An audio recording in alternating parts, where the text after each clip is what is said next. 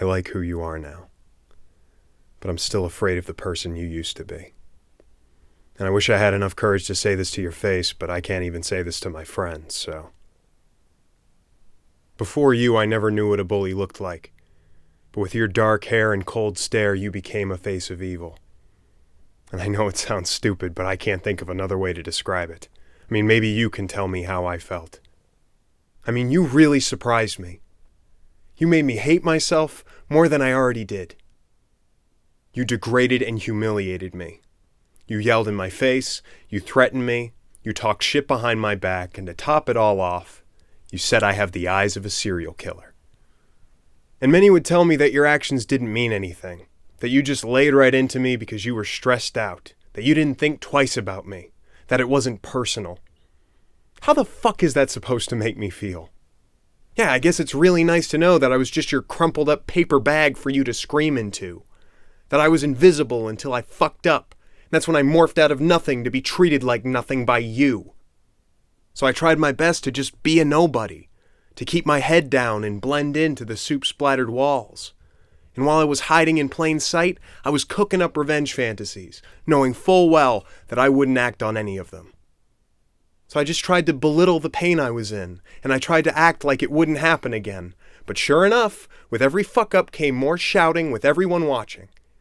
And for all but one, they did nothing. They just watched with gaping mouths and empty hearts while you pierced my eardrums. And while that was happening, I would leave my body.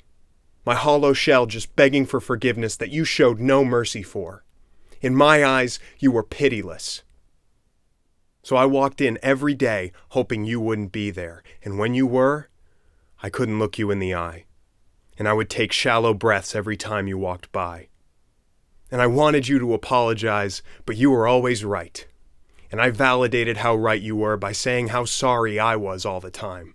I kept feeding the ugly beast beneath your thin skin.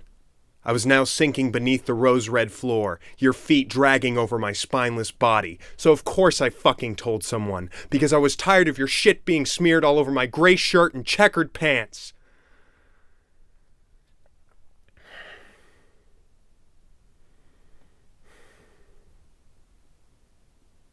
Now, what I didn't expect was for me to like you. I never thought that. I thought I was just going to leave and say fuck off forever, like I'm walking away from an explosion in an action movie. But you surprised me again. I guess you took a look in the mirror and you just couldn't stand the sight of yourself, so you smashed it into large, jagged pieces, your fists soaking with blood. And as the blood spooled out and filled the room up to your mouth, as you were gasping for air, rather than sink, you swam. I guess you hated yourself just as much as me, because once you saw how awful you were, you stopped pelting me with ice and you started showering me with warmth. And the weirdest part about it is that it doesn't feel fake. And it takes real strength to be a better person, and by all accounts, I think you're one of the strongest I know. You look out for me, you help me out, and you make me feel like a person. And I actually look forward to seeing you now.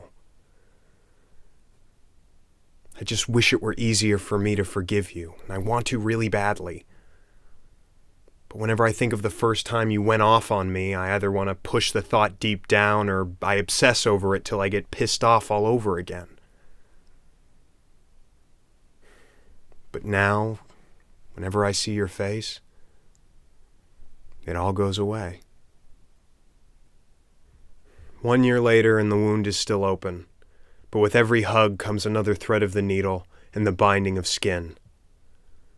I just wish the stitches could be sewn in faster.